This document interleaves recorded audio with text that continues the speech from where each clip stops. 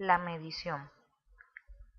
Los químicos caracterizan los procesos e identifican las sustancias mediante la estimación de ciertas propiedades particulares de estos. Para determinar muchas de estas propiedades es necesario tomar mediciones físicas. Medir es comparar la magnitud física que se desea cuantificar con una unidad patrón que se denomina unidad. El resultado de la medición indica el número de veces que la unidad está contenida en la magnitud que se mide. Las magnitudes físicas. No todos los rasgos que caracterizan un cuerpo o un determinado fenómeno pueden ser cuantificados. Por ejemplo, el olor y el sabor no pueden ser estimados objetivamente, sino que dependen de la apreciación de diferentes individuos. Aquellos rasgos que pueden ser medidos se denominan magnitudes físicas. Existen dos tipos de magnitudes.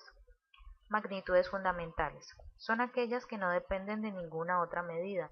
Expresan simplemente el número de veces que está la unidad patrón en la que se desea medir, como por ejemplo la masa, la temperatura o la longitud.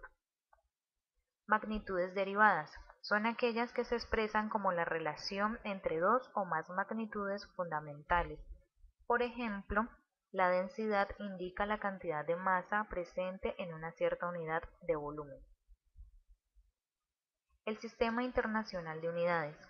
Las primeras mediciones se basaron probablemente en el cuerpo humano, por ejemplo, expresando la longitud en pies. Luego, diferentes regiones estandarizaron unidades para su uso exclusivo. Cuando empezó a hacerse común el intercambio de conocimiento entre regiones, hacia mediados del siglo XIX, esta diversidad en la manera de medir se convirtió en un serio inconveniente.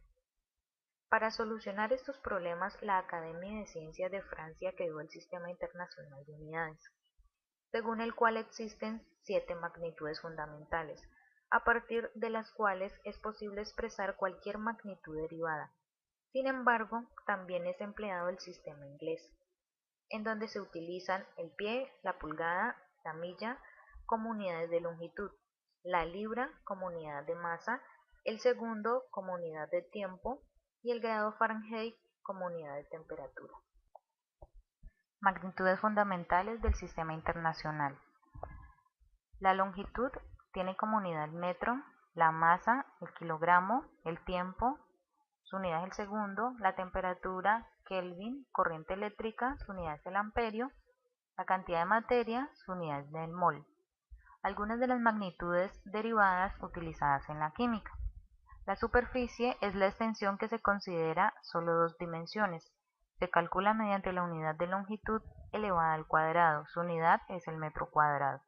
El volumen es el espacio ocupado por un cuerpo, se calcula mediante la unidad de longitud elevada al cubo, su unidad es el metro cúbico. La densidad es la cantidad de masa por unidad de volumen, su unidad es el kilogramo sobre metro cúbico.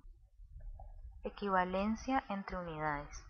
No siempre utilizamos el Sistema Internacional de Unidades, con frecuencia y especialmente en química empleamos unidades muy pequeñas, así por ejemplo expresamos la masa en gramos o miligramos, o la longitud en micras o nanómetros.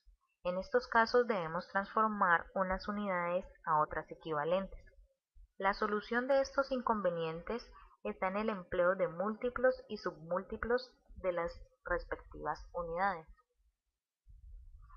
En la siguiente tabla se presentan los prefijos más comunes y su respectiva equivalencia, para transformar una unidad en que se expresa la medida de una magnitud fundamental en su correspondiente unidad del sistema internacional. Basta conocer los múltiplos y submúltiplos de dicha unidad. Por consiguiente, aquí tenemos los múltiplos, podemos ver cada uno de los prefijos con su símbolo y su factor de conversión. De igual manera están los submúltiplos, los prefijos, símbolos y factor de conversión.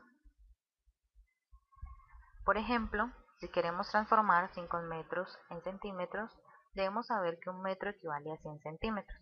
Por lo tanto, los 5 metros equivalen a 500 centímetros. Realizando la operación de la siguiente manera, tenemos los 5 metros, los cuales vamos a multiplicar por los 100 centímetros, y a su vez los dividiremos en un metro. Las unidades iguales se cancelan y eso nos dará como resultado, después de hacer la operación, 500 centímetros.